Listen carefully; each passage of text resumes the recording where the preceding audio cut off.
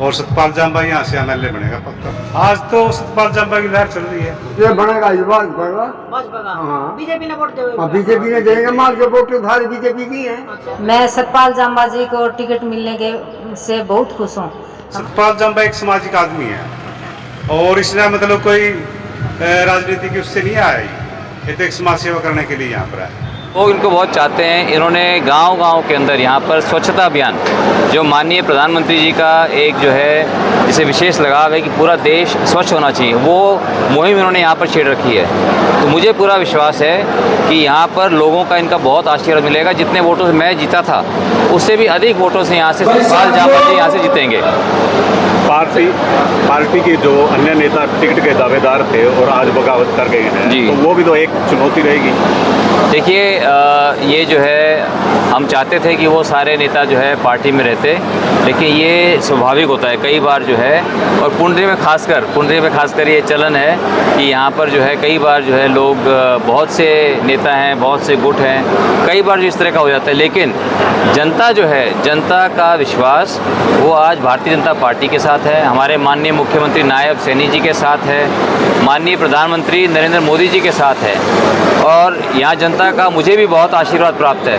इसलिए मुझे पूरा विश्वास है कि पुंडरी हल्के की जनता जो है वो यहाँ से सतपाल जांबा जी को जिताकर यहाँ पर कमल का फूल खिलाएगी। विधानसभा हर बार यहाँ से आज़ाद उम्मीदवार की जीत होती है, तो क्या लगता है कि भाजपा उसको तोड़ पाएगी? बिल्कुल, इस बार जो है मुझे पूरा विश्वास है कि पुंडरी की जनता सोच समझकर अपने उज्जवल भविष्य के लिए जिस तरह से आज सतपाल जांबा जी ने जो संकल्प लिया है, वो ये बोल रहे हैं कि मैं पुंडरी हल्के को जो है मैं दुनिया का सबसे अच्छा हल्का बनाना चाहता हूँ। कि इन्होंने देखा है कि विदेशों के अंदर जो है कितने सुंदर सुंदर गांव होते हैं, मैंने भी देखा है। तो इनके विचार जो है मेरे विचारों से मिलते हैं, इनका जो काम है वो हमारे माननीय प्रधानमंत्री जी के विचारों से मिलता है।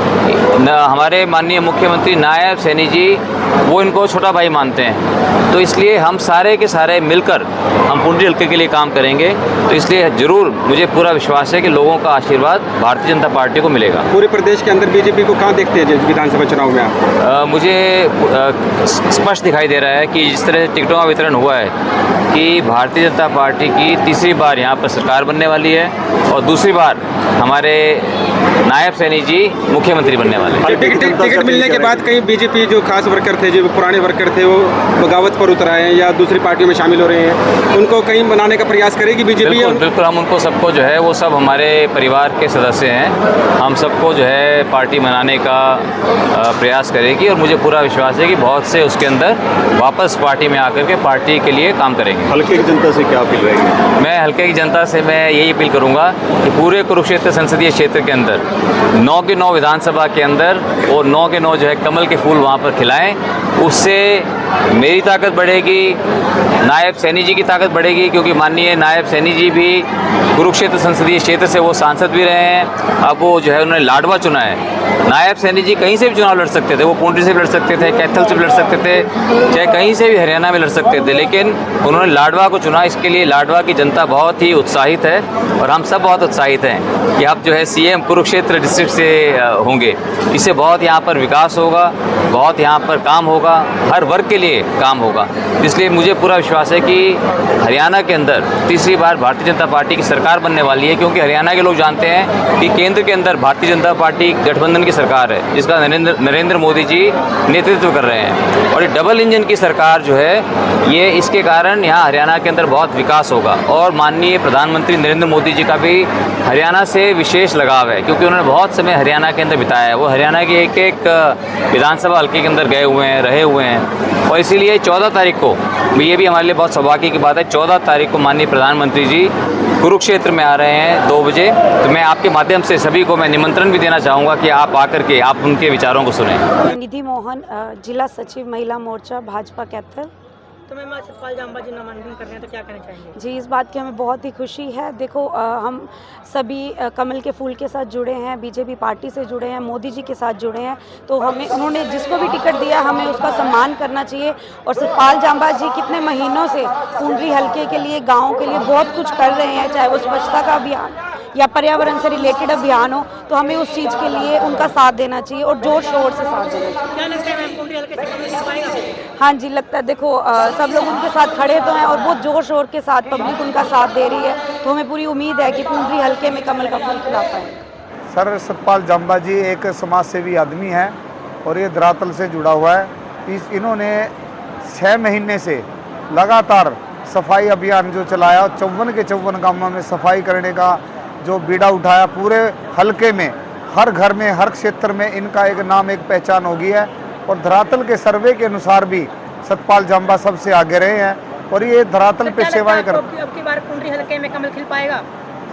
सर जरूर खिलेगा। अब की बार जो धरातल के आदमी को दिया है, ये बीच का आदमी है, वो ये हर आदमी से मेल जोल रखता है और सभी इसकी कार्यशैली से खुश है कि आज तक के इतिहास में कभी 54 गांवों का सफाई अभियान जो भाई ने चलाया, इसमें सभी ने इन पुरजोर जनता ने इनका स्वागत किया और इनका पूर्ण रूप से योगदान किया। काम ही ऐसे किए हैं, बहुत ही भलाई के काम किया, स्वच्छ अभियान चलाया है, बहुत ऐसे किसी ने अभी तक ऐसा नहीं किया। घर घर जाकर, डोर टू डोर जाकर, गांव-गांव जाकर, सब मतलब बहनों का, भाइयों का, सबका हौसला अफजाई किया उन्होंने। तो जो इस वीडियो को देखेंगे तो उनको क्या संदेश देना चाहेंगे आप?